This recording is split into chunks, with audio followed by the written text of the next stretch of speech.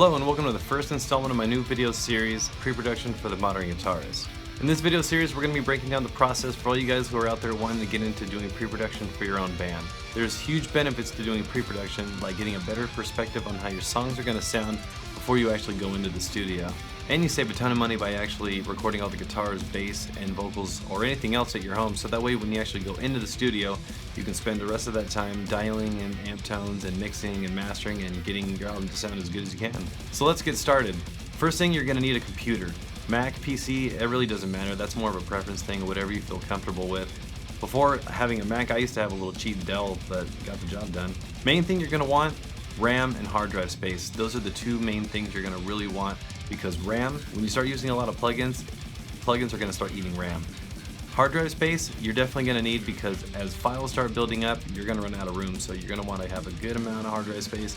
I would say at least try to have maybe a terabyte or two. Also look into maybe getting an external hard drive, that's also helpful. DAW, Digital Audio Workstation. This is probably one of the most important things you're going to need too, because although there's tons of different ones out there, I would suggest maybe getting Logic, Pro Tools, Cubase, Studio One. And all Macs nowadays come with GarageBand, which isn't the greatest DAW, but it's something to start with if you're just getting into it. Audio interface. The audio interface I use is the Focusrite 2i2 Scarlett. It's about $150. There's tons of other ones that are out there. M-Audio makes some, Avid makes some. There's a lot out there. Some that actually come with DAWs, so maybe check that out too as an option. Next, I would highly recommend getting a DI box. I use the Countryman Type 85, but let's say you have a cheaper interface and no matter what you do, your signal just clips, and no matter how low you get, it just keeps clipping.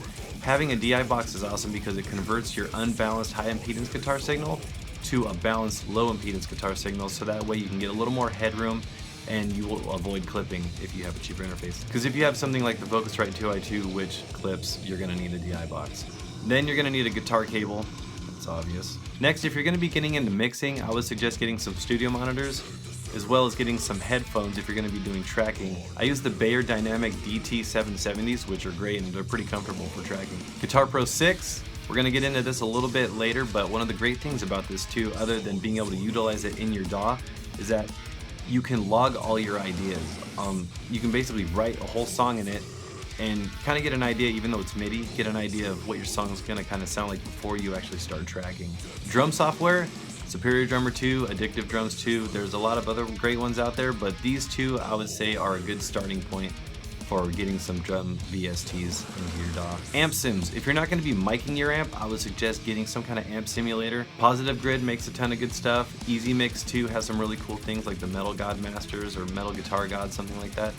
And Mercurial, which I actually did a plugin demo for, you can check it out up here. Microphones, if you are going to be miking your amp, I would suggest getting a SM57 or maybe the Nady RSM4 ribbon microphone, which I'm using right now and it's actually sounding pretty cool. Alright guys, so that pretty much wraps this video up. In the next video, we're going to start talking about Guitar Pro 6. I'm going to go over some of the functionalities of it and how I utilize it in my pre-production and songwriting. And so yeah, make sure you subscribe and so you can keep posted on all the videos as they come out, and I will see you then.